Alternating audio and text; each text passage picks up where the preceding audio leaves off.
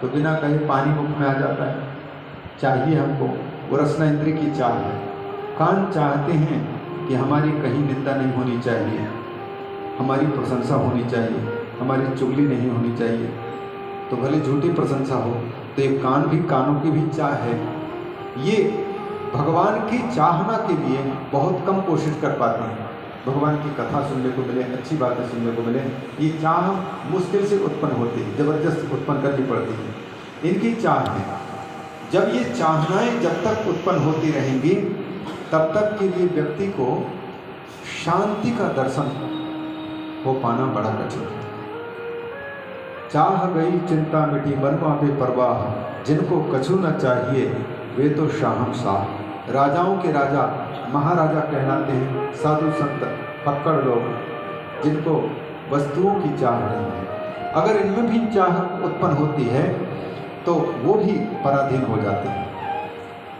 इसलिए काम को भेजा, हमें पराधीन करना होता है तो फिर सबसे पहले कामना को जगाते हैं भगवान। इसलिए सारे आगे के जो लोभ है, क्रोध है, उनके पाप काम है। गीता कहती है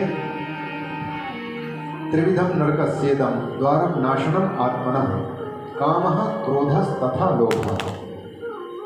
3 प्रकार के नरक के दरवाजे। एक तो है काम, माने इच्छा, किसी वस्तु की चाह, और इस चाह के 2 बेटे होते हैं। अगर चाह पूरी हुई तो लोभ का जन्म होगा, अगर चाह पूरी नहीं हुई तो क्रोध का जन्म होगा। हमने 1 करोड़ रुपए लगाए, सारा का सारा पानी में चला गया, और हम चाहते थे कि 1 करोड़ के अरब रुपए आ जाएंगे और बिल्कुल नहीं मुनाफा हुआ, तो निराशा के साथ साथ में क्रोध भी आएगा, व्यक्ति के साथ में चिड़चिड़ापन बढ़ जाएगा, ये क्रोध उत्पन्न होता है। अगर हमारी इच्छा थी कि करोड़ के हमको अरब मिलने चाहिए, तो अरब मिलने के बाद में क्या आप संतुष्ट हो जाएंगे? अभी तो जब तक 1 अरब नहीं आए तब तक लगता है कि 1 अरब आने पर हम संतुष्ट हो जाएंगे, हम सुखी हो जाएंगे। लेकिन 1 अरब आने के साथ साथ में लोभ कहेगा मैं आ रहा हूँ, बेटा बन करके आ जाएगा। तो ये काम के 2 बेटे हैं, एक क्रोध है और एक लोभ है। ये तीनों के तीनों नरक की ओर पहुँचाते हैं। त्रिविधम नरकस्येदम द्वारम नाशनमात्मनः तस्मात् एतत्त्रयं त्यजेत्। इसलिए इन तीनों के त्याग की बात कहते हैं। अगर काम हमारी इच्छा परमात्मा के प्रति है तब तो अच्छी बात है, राम के प्रति है तो ये काम खतरनाक नहीं है। तो काम को भेजा नारद जी के पास में इंद्र ने। इंद्र आया, इंद्र के पास में आते हैं, काम भेजते हैं। शृणुतादरस्तत्र कारणं शौनकादयः ईश्वरानुग्रहेणात्र न प्रभावः स्मरस्य हि। नारद जी के पास में आए कामदेव, मलयाचल के शीतल मंद सुगंध हवा बहने लग गई, सुंदर सुंदर बसंत ऋतु के माहौल तैयार हो गया, फूल खिल गए, काम को उकसाने वाला वातावरण तैयार हो गया, और उनके साथ साथ में कामदेव अपने 5 पुष्प बाण लेकर के उपस्थित हैं और अप्सराएं भी साथ में हैं। लेकिन उस जगह पर नारद जी पर इनका कोई असर ना पड़ा, कुछ असर ना पड़ा। आखिर में काम हार गया तो सीधे इंद्र के पास में जाकर के कहा कि हम जीत नहीं सकते। तो हार तो मान गया काम, लेकिन नारद जी को जब पता चला कि काम हमको हराने के लिए आया था, हमको दबोचने के लिए आया था, जो विश्व विजयी कहलाता है, संसार का ऐसा कोई भी जीव नहीं है जो काम के अधीन नहीं होता।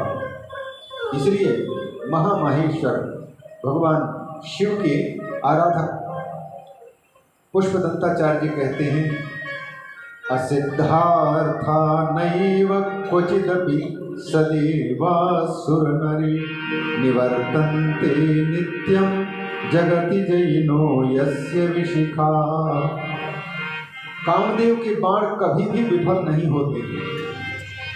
कोई भी ऐसा इंसान नहीं है जिसने जन्म लिया हो और काम के अधीन नहीं हुआ हो, इच्छा के अधीन नहीं हुआ हो। इसलिए काम समझता है कि इस संसार में जो जन्म लेता है उस पर मेरा साम्राज्य है, लेकिन पहली बार जब नारद जी से वो परास्त हो गए, नारद जी पर कोई प्रभाव नहीं डाल सका, चला गया, तो हारने वाला तो चला गया ठीक है, लेकिन जीतने वाले को दूसरी बीमारी ने पकड़ ली। जो व्यक्ति अच्छे हैं तो ठीक है, बुरे लोगों की अपेक्षा तो बहुत अच्छे हैं, लेकिन अच्छों के साथ में भी एक बहुत बड़ी बीमारी उत्पन्न हो जाती है। वो यह है कि हम तो अच्छे हैं, बाकी तो ये सब ऐसे ही। अपनी श्रेष्ठता का अभिमान कितने जड़ अंदर में घुसा पड़ा रहता है। नारद जी को भी वही हुआ कि काम को जीतना आसान नहीं है, वही काम हमें अपने बस में करने के लिए आया, मुझे कुछ नहीं कर पाया, मैं जगत जयी हो गया, मैं काम विजयी हो गया। लेकिन जब तक व्यक्ति मानी व्यक्ति होता है, अपनी सफलता को जब तक लोगों को न बता दे अथवा लोगों को हमारी सफलता जानने में ना आए, तो फिर हमारी सफलता अकेले अकेले ये सुखी नहीं कर पाती। हम किसी शिखर तक पहुँचे हैं प्रगति के ऊंची जगह पर और हमें कोई भी नहीं जानता, तो चाहे आप कितने बड़े भी धनाढ्य हैं, चाहे आप कितने बड़े भी सेवक हैं, चाहे आप कितने बड़े भी गुणज्ञ हैं, चाहे आप कितने बड़े भी विद्वान हैं, लेकिन जब तक आपकी विद्वत्ता का पता नहीं, आपकी धनाढ्यता का पता नहीं, आपकी सफलता का पता किसी को नहीं है, तब तक आपकी सफलता आपको हंसा नहीं पा रही। वह हमेशा दूसरे के माध्यम, दूसरे के कान तक पहुंच करके हमारी सफलता हमको प्रसन्नता देती है। नारद जी को लगा कि सारे लोगों पर जीत हासिल करने वाले काम को हमने जीत लिया, लेकिन किसी को पता नहीं है कि मैं काम विजयी हूँ। तो उन्होंने अपनी सफलता के वर्णन करने के लिए सीधे भगवान शंकर जी के पास में पहुँच गए, क्योंकि देवों में देव महादेव तो तीन, जो ब्रह्मा विष्णु महेश, तो पहले तो वीआईपी लोगों को पता लगना चाहिए कि हम काम विजयी हैं। ब्रह्मा विष्णु, ब्रह्मा की भी कथा में काम के अधीन वो भी हो जाते हैं, भगवान विष्णु को ही दिखाएंगे, और शंकर जी की बात तो कल ही बता चुके थे। तो इन तीनों को देख करके नारद जी को लगा कि ये तीनों के तीनों काम के अधीन हो चुके हैं, मैं जीत गया, मैं बड़ा हो गया, इसलिए इन लोगों को बताऊं कि मैं काम पर जीत हासिल करना कोई बहुत बड़ी बात नहीं है, हमने जीत हासिल की है। तो सीधे कैलाश पर्वत पर पहुंच करके वहाँ शंकर भगवान के पास में जाकर के उन्होंने अपने काम विजय, काम को अपने अधीन करने की बात उन्होंने सुना दी। शंकर भगवान ने यह सोच करके कि हम लोग भी उसके अधीन हो जाते हैं, फिर ये अपने आप को बोल रहा है किस प्रकार से, तो जीत हासिल करना तो अच्छी बात है, लेकिन इनके चित्त में एक बीमारी ने जन्म ले ली, जिसको वो समझ नहीं पा रहा है कि काम विजय के बाद में जैसे कोई दवाई खाते हैं ना, अलग अलग पैथीज के, होम्योपैथी, एलोपैथी, नेचुरोपैथी वगैरह के, तो कोई दवाई होते हैं रोग को तो ठीक कर देंगे, लेकिन उसकी जगह पर दूसरे रोग भी पैदा कर देने में समर्थ होते हैं। तो उसी प्रकार से नारद जी को सफलता तो प्राप्त हुई है, अच्छी बात है, लेकिन उस सफलता ने दूसरी बीमारी को जन्म दे दी है। वो कौन बीमारी? मद, नशा, अपने सफलता का अभिमान, और उसको सारे और व्यक्त करना चाहते हैं। ये मोह तो पहले हुआ, और मद भगवान शंकर ने देख लिया ये मेरी माया का प्रभाव इन पर पड़ चुका है। तो शंकर भगवान ने उनसे बड़े प्रेम से समझाया कि नारद, आप बड़े तपस्वी हैं, बाल ब्रह्मचारी हैं, आप यदि काम को अपने अधीन कर लिए तो इसमें कोई बहुत बड़े आश्चर्य की बात नहीं है, लेकिन याद रहे आप अपनी सफलता को अपने तक ही छिपा करके रखना, दूसरों के सामने नहीं बोलना, बड़े लोगों के सामने नहीं बोलना, और विष्णु भगवान के सामने तो पूछने पर भी नहीं बोलना। बात अगर चले तो घुमा फिरा करके दूसरी चर्चा छेड़ देना, लेकिन अपनी सफलता का वर्णन उनके सामने नहीं करना। नारद जी को लगा कि मेरी सफलता को देख करके बड़े बड़े महादेव जैसे शंकर भगवान के अंदर में भी ईर्ष्या उत्पन्न हो रही, इसीलिए मेरी सफलता को किसी के सामने व्यक्त करने नहीं देना चाहते, क्योंकि हमसे भी बड़े ये सिद्ध हो जाएंगे, पूज्य माने जाएंगे, ये सोच करके नहीं व्यक्त करने दे रहे हैं। उन्होंने वहाँ से बिना कहे ही वहाँ से उठे और सबसे पहले ब्रह्मा जी के पास में पहुँच गए। ब्रह्मा जी के पास में जाकर के भी वही बात कि पिताजी, मैंने काम पर विजय प्राप्त कर ली है, मुझे काम कुछ नहीं कर सकता, मैं काम विजयी हूँ। ब्रह्मा जी ने कहा कि बेटा, इस संसार में कोई भी आया है, पहली बात तो संसार में जिसकी उत्पत्ति हो रही है वो कामना से ही उत्पत्ति हो रही है, इसलिए काम को जीतना आसान नहीं है। काम जो भगवान पहले संकल्प करते हैं, सा अकामयत एको हम बहुश्याम, तो मूल पुरुष ने पहले कामना की कि अकेले में मज़ा नहीं आ रहा है, अनेक हो जाऊं, एको हम बहुश्याम, मैं बहुत हो जाऊं। और ये जो संकल्प है, काम है, ये इच्छा ब्रह्मा जी से शुरू करके और ब्रह्मा जी की सृष्टि में जितने जीव जंतु हैं उन सबके अंदर में ये इच्छा घुसी पड़ी हुई है, ये संकल्प काम घुसा हुआ है।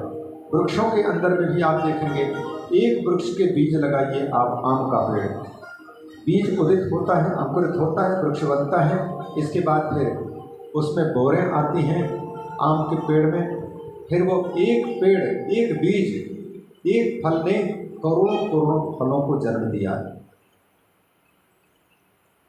एक जीव को जन्म प्राप्त होता है, उसके अंदर में भगवान धागा की भांति उनके संकल्प घुसा पड़ा हुआ है। जैसे ही व्यक्ति जन्म लेता है, जन्म लेते ही वो अनेक होना चाहता है, पहले दो बनता है पति पत्नी, इसके बाद फिर बहुश्याम। अब के तो हम तो हमारे दो का सिद्धांत लागू करने वालों ने कर दिया, लेकिन यहाँ तो परंपरा है एको हम बहुश्याम, मैं एक अकेला अनेक हो जाऊँ, एक अकेला अनेक हो जाऊँ। हो सकता है अनेक जब हो जाऊँगा तो कोई किसी रूप से मैं राष्ट्र की सेवा करूँगा, किसी रूप से मैं धर्म की सेवा करूँगा, समाज की सेवा करूँगा, किसी न किसी काम में आते रहेंगे। अब हम तो हमारे दो के सिद्धांत के अनुसार एक बेटा और एक बेटी है, तो उनका लाभ लूटने वालों को मिलता है। एक ही बेटा है, अगर उसका अपहरण कर लिया किसी ने और मांग शुरू कर दी कि 5 लाख हमको चाहिए, तो फिर आपके प्राण के समान पैसे भी लूटने का, और उसी पर जान टिकी हुई है, और वो गया तो आपकी वंश परंपरा भी वहीं रुक जाएगी। तो किस प्रकार से आपकी संख्या घटाई जा सकती है, इस नीति को अपनाने वाले टेढ़े लोगों की चाल बड़ी विचित्र है। एको हम बहुश्याम, तैत्तिरीय उपनिषद कहता है वंश परंपरा को कहीं रुकने नहीं देना चाहिए। माँ प्रजातंतुम व्यवच्छेदसी, अनेक संतान उत्पन्न करो, आगे बढ़ो, मूल जगह पर पहुँच जाए, क्योंकि ज़्यादा विस्तार हो जाएगा। यह संकल्प पेड़ पौधों में भी है, काम, तो यह काम से ही संपूर्ण सृष्टि हुई है। इच्छा, अगर इच्छा नहीं होगी, मूल पुरुष ने इच्छा नहीं की होती, तो फिर यह सृष्टि का फैलाव ही क्यों होता। अतः ब्रह्मा जी कहते हैं कि नारद, ये काम विजय की बात जो तुमने कही है, ये बात ये सामयिक हो सकती है लेकिन परमानेंट नहीं हो सकती। थोड़ी देर के लिए हम जैसे भोजन करते करते अगर रसगुल्ला को खाया पिया या जलेबी खाया, जलेबी खाते खाते मन ऊब गया हो, या फिर कोई बीमारी हो, तो जलेबी मैं नहीं खाता हूँ ये कहना आसान है, लेकिन जलेबी मिले तब, नहीं मिलने पर तो हम भी बोल देंगे हमको जलेबी पसंद नहीं है, लेकिन मिले और लात न टपके तब तो हम जाने कि हम जलेबी नहीं चाहते। उसी प्रकार से जब तक वातावरण नहीं मिला है, काम को उकसाने की परिस्थिति नहीं आई है, तब तक के लिए हमको लगता है कि हम काम पर जीत हासिल की है। जब तक हमारे गुस्सा को प्रकट करने की परिस्थिति नहीं, घटना नहीं हुई है, तब तक के लिए हम कहते हैं हमें गुस्सा नहीं आ रहा है। कौन ऐसा इंसान है जिसको गुस्सा नहीं आता, जिसको रोना नहीं आता, जिसको द्वेष करना नहीं आता, जिसको लोभ नहीं होता है? ये सब छिपे पड़े हुए हैं। हम निर्लोभी हैं, कुछ नहीं चाहिए, लेकिन देख लिया कि कहीं पर पर्स पड़ा हुआ है और कई हजार रुपये के नोट में से पड़े हुए हैं, तो चारों ओर देखना तो जरूर शुरू कर देंगे, कोई देख तो नहीं रहा है। तो परीक्षा तो वहाँ है जहाँ एकांत में पड़ी हुई संपत्ति को देख करके हमारी जी न लग जाए, तब हमारी निर्लोभिता का पता हो, या फिर पा लिए तो फिर ईमानदारी के साथ में उस व्यक्ति की तलाश करके उस तक पहुँचा दें। ये भाव जो है अंदर के, काम, क्रोध, लोभ, मोह, मद, मात्सर्य सब दबे पड़े रहते हैं, ये समय पा करके प्रकट हो जाते हैं। इसलिए इन पर हमने विजय प्राप्त कर लिया है, ऐसा तो तभी कहा जा सकता है जब भगवान शंकर के तीसरा नेत्र, जिसको ज्ञान नेत्र कहते हैं, वही ज्ञान नेत्र ही समस्त कामनाओं को भस्म करता है। हमारी किसी भी वस्तु को पाने की इच्छा हमारे अज्ञान के कारण होता है। अतः अज्ञान को समाप्त जब तक हम नहीं करते हैं तब तक हमारी स्वयं को छोड़ करके दूसरी चीज़ पाने की इच्छाओं का तांता लगा ही रहेगा। जो चाहते हैं वो दूसरी चीज़ की ही चाह उत्पन्न हो रही। आत्मकाम और आप्तकाम ये तो मुश्किल से कोई बिरला महापुरुष होता है जिनको भगवान शंकर की कृपा प्राप्त हुई हो। आत्मकाम माने अपने को चाहने वाला। चाहते तो सभी अपने को हैं, लेकिन अपने आप को चाहने वाला अगर सच्चा व्यक्ति होगा तो ये बार बार कुत्ते बिल्ली पेड़ पौधे बनने की रास्ते पर चलने की कभी भी इच्छा नहीं कर सकता है। बस यही अंतिम मौका है, इस मौके को मैं न चूकूं और इसमें चाहे कितनी भी परेशानियां आ जाएं, इन परेशानियों को झेलकर इसी जन्म में इसी शरीर में मुझे मुक्ति पानी है और इसी जन्म में हमको परमात्मा को पाना है। ये तीव्रतर इच्छा जब जागती है तब व्यक्ति की दूसरी सारी इच्छाएं बंद हो जाएंगी और वो कुछ नहीं कर पाएंगे। विरक्ति जब आ जाती है तो नारद जी को कहते हैं कि ऐसा मत कहो कि हम काम विजयी हैं। प्रकारांतर से निकलता है, समझाने की कोशिश की लेकिन ब्रह्मा जी की बात नहीं सुनी। आखिर में विष्णु के पास में पहुंच गए। विष्णु भगवान ने जब देखा तो समझ तो गए थे कि उनके मुख को देख करके उनका स्वागत सत्कार किया। उनसे पूछा कि नारद जी आज बड़े प्रसन्न मुख मुद्रा में दिखाई दे रहे हैं, कैसे आना हुआ है। तब उन्होंने वही काम विजय की बात बता दी, शॉर्ट नहीं कर रहे। और उन्होंने यह भी कह दिया हम ब्रह्मा जी के पास में गए, पिताजी के पास में, शंकर जी के पास में भी गए और उन्होंने मना किया था, लेकिन हमने आपके सामने ये बात बताना उचित समझा, बता दिया। तो भगवान शंकर के परम भक्त भगवान विष्णु और भगवान ब्रह्मा भी उन्होंने देखा कि हम जिनको बहुत मान्यता देते हैं, पूजित करते हैं, महादेव मानते हैं और उनके हर इशारा को स्वीकार करके वैसे ही करते हैं, उनकी आज्ञा का जिसने पालन नहीं किया उस व्यक्ति को यदि हम कुछ सिखाना चाहेंगे तो ये लातों के भूत बातों से मानने को तैयार नहीं होगा। इनको भगवान शंकर के और ब्रह्मा जी के कथन का परिणाम जब तक देखने को न मिल जाए तब तक ये स्वीकार नहीं कर पाएगा। जैसे बच्चों को कोई माता पिता सिखाते हैं, बेटा ऐसा मत करो, ये कर लो, जब गलतियां उनके देखते हैं, लेकिन बच्चे नहीं मानते क्योंकि वो तो समझते हैं हम तो मम्मी पापा तो कम पढ़े लिखे थे, हम तो ज़्यादा ग्रेजुएट हैं, पोस्ट ग्रेजुएट हैं, तो अपने को ज़्यादा ही समझदार जब मानने लग जाते हैं समझदार, तो फिर माता पिता की जो सही रास्ते पर, अनुभूत रास्ते पर चलाने वाली बातों को स्वीकार नहीं कर पाते, तो फिर माता पिता भी कहना बंद कर देते हैं, ठीक है जैसी भगवान की मर्जी हो, चलेगी, करने दो। भगवान विष्णु ने देखा एक तो ये मेरा भक्त भी है, दूसरी ओर इसको एक बीमारी पकड़ रखी है और इस बीमारी को दूर करने के लिए दवाई यदि कोई डॉक्टर शंकर भगवान बताए या ब्रह्मा जी बताए तो उसको ये अपनाने को तैयार नहीं है। शंकर भगवान ने इनको कहा था कि इस सफलता की प्रशंसा, अपने आप की प्रशंसा कहीं किसी के सामने करना नहीं, और हमारे सामने भी मना किया है, फिर भी ये व्यक्त कर रहे हैं, तो इनको अगर हम समझाएंगे तो कैसे समझाएंगे। अतः उनके पहले तो प्रशंसा की कि नारद आप जैसे संतों के लिए कोई बड़ी बात नहीं है, आप काम विजयी हैं, आप आजीवन, आप ज्ञानी हैं, आप भक्त हैं, आपको तो काम स्पर्श भी नहीं कर सकता। तो इस प्रकार से उनकी प्रशंसा भी कर दी और नारद जी ने कहा कि अभिमान पूर्वक कहा कि ये प्रभु आप सबकी कृपा है, बस आपकी कृपा है। तो उस कृपा कहने में उनकी विनम्रता बिल्कुल नहीं झलक रही, उनकी सफलता का जो मद है वो प्रकट हो रहा है। नारद जी वहाँ से उठ करके चले गए। भगवान विष्णु ने विचार किया कि भक्त की बीमारी को यदि दूर न करूं तो फिर यह भगवान की भगवत्ता पर कलंक होगा, इसलिए चाहे कृष्णावतार में गोपियाँ भी क्यों ना हो, अगर उनको भी मद घेरता है तो मद को